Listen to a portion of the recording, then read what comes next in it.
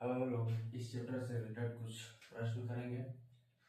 ये जो पहला प्रश्न है हमारा, दो वृत्तों की त्रिज्याएं क्रमशः 19 सेंटीमीटर और 9 सेंटीमीटर है। उस वृत्त की त्रिज्या ज्ञात कीजिए जिसकी परिधि इन दोनों वृत्तों की परिधियों के योग के बराबर है। यानी कि आपका तीन वृत्त है, तीन वृत्त में जिसमें दो वृत्त की त्रिज्याएं क्रम से दी हुई है। पहला वृत्त का जो त्रिज्या है वो 9 सेंटीमीटर है, दूसरा वृत्त का त्रिज्या जो है 9 सेंटीमीटर है, और आपको जो तीसरा वृत्त है उसका आपका त्रिज्या निकालना है जिसका परिधि जो है इन दोनों वृत्तों के परिधि के योग के बराबर है। यानी इसको सॉल्व करेंगे तो जो आपका क्वेश्चन में दिया रहता है उसी से आपका प्रश्न जो है सॉल्व हो जाता है। तो प्रश्न में आपका यही दिया है कि जो जो जिस वृत्त की त्रिज्या ज्ञात करना है उस वह वृत्त का जो परिधि है वह इन दोनों वृत्त की परिधियों के योग के बराबर है। यानी कि पहला वृत्त का परिधि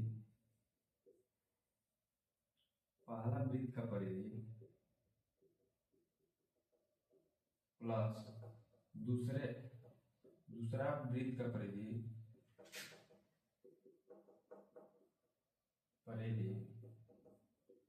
दोनों वृत्त के परिधि का योग के बराबर कौन सा है? तो तीसरा वृत्त का परिधि।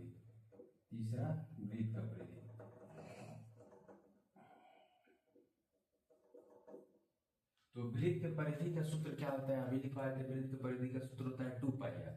तो पहला वृत्त का परिधि है तो 2 पाई आर 1 कर देंगे, पहला वृत्त है, प्लस है तो प्लस, दूसरा वृत्त का परिधि है 2 पाई आर 2 कर देंगे, बराबर है तो बराबर, तीसरा वृत्त का परिधि है तो 2 पाई आर 3।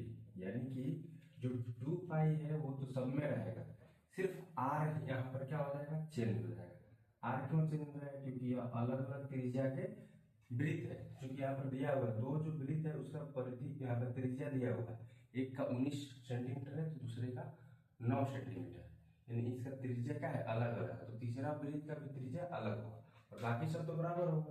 2 पाई तो सब में रहेगा। तो फॉर्मूला जो होता है 2 पाई आर, तो उसको हम लोग सेट कर देंगे 2 पाई आर पे आर 1 लिख देंगे, क्योंकि पहला वृत्त है इसलिए इसको R1, या दूसरा वृत्त है इसलिए इसको R2, तीसरा वृत्त है तो R3।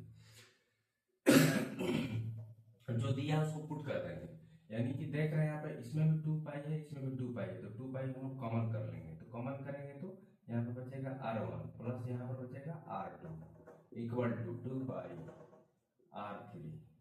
हमको निकालना क्या है? R3 निकालना है। याद रखिएगा, हमको निकालना है R3 का मतलब तीसरे वृत्त की त्रिज्या। यही पूछ रहा है आपके कि उस वृत्त की त्रिज्या ज्ञात करना है जो इन दोनों वृत्त के परिधियों के योग के बराबर है। तो यहाँ पर देख रहे हैं कि यहाँ पर मल्टीप्लाई में उधर जाएगा तो डिवाइड में हो जाएगा, तो इसको काट देंगे, यह क्या हो जाएगा? 2 पाई कट जाएगा। यानी कि R1 plus R2 equal to R3। R1 आपका R2 दिया होगा किताब में, यानी कि यह पहले वृत्त की त्रिज्या है, दूसरे वृत्त की त्रिज्या है। तो यहाँ पे दो वृत्त की त्रिज्याएं क्रमशः दी हुई है। पहला है 19 सेंटीमीटर, दूसरा है 9 सेंटीमीटर इक्वल टू R3। तो इसको जोड़ देंगे 19 और 9, तो 19 और 9 को जोड़ेंगे तो हो जाएगा 20, यानी कि 28 R3। यानी कि इस प्रकार से R3 का मान हो जाएगा 28 सेंटीमीटर। यानी कि यही हमारा राइट आंसर हो जाएगा 28 सेंटीमीटर। यानी कि वह जो तीसरा वृत्त है उस तीसरे वृत्त की जो त्रिज्या है वह 28 सेंटीमीटर।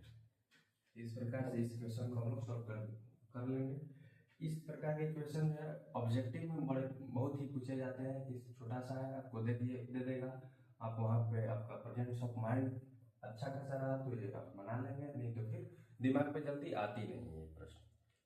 Thank you.